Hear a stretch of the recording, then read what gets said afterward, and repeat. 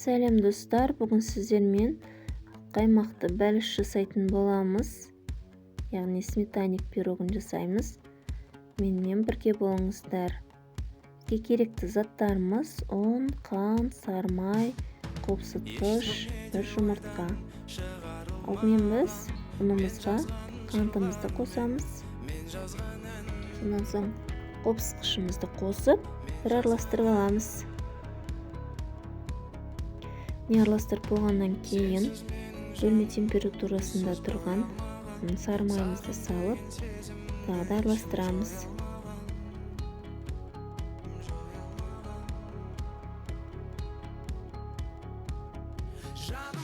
Ұнымыз бен сары майымыз араласқан кезде осындай бөлмелі қамыр шығады.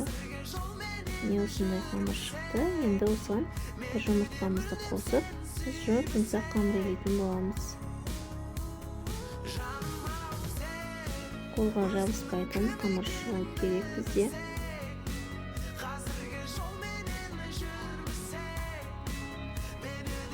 Міне қамырымыз дайын.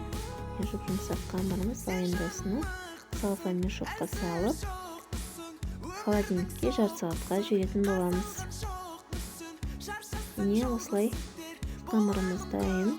Енді 1/3 бөлігін аламыз да, қалған бөлігін осылай формаға жайғастырамыз. 1/3 бөлігін біз бортикке жасайтын боламыз. Яғни формамыздың жанына орналастырамыз. Біз салманы қылған кезде бортикке қажет болады. Міне осылай қамырларымызды формамызға орналастырып аламыз. Біркелкеп орналастырып аламыз. Жаншқын көмегімен тегістеп шықсақ болады. Міне осылай дайындап алдық. Енді біз салмамызды дайындайтын боламыз. Салмамызға бізге жұмыртқа керек. Оған қантымызды қосып, және салқын болып тұрған қаймағымызды қосып, біркелкі масса болғанша араластырамыз. Миксермен араластыруға болмайды. Венчикпен немесе шанышқымен араластыруға болады. Менде шанышқымен араластырдым. Осылай жақсылап біркелкі масса болғанша араластырамыз. Ештеңеде ойдан шығарылмаған, мен жазған жырлар мен жазған ән. Түйіршік болмау керек, біркелкі масса шығу керек.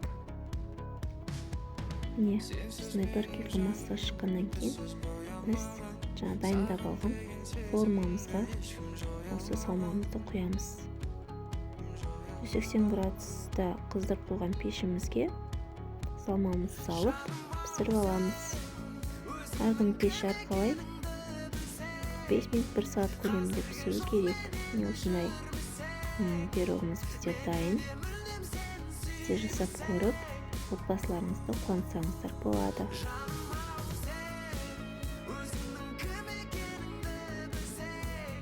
Осындай жұмсақ пирогымыз шықты.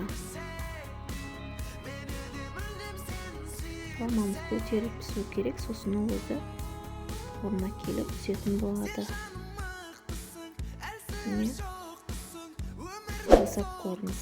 Каналыма тіркелмеген болсаңыздар тіркеліп, қоңыраушаны басып, комментарий жазып қалдырып кетсеңіз болады. Сау болыңыздар.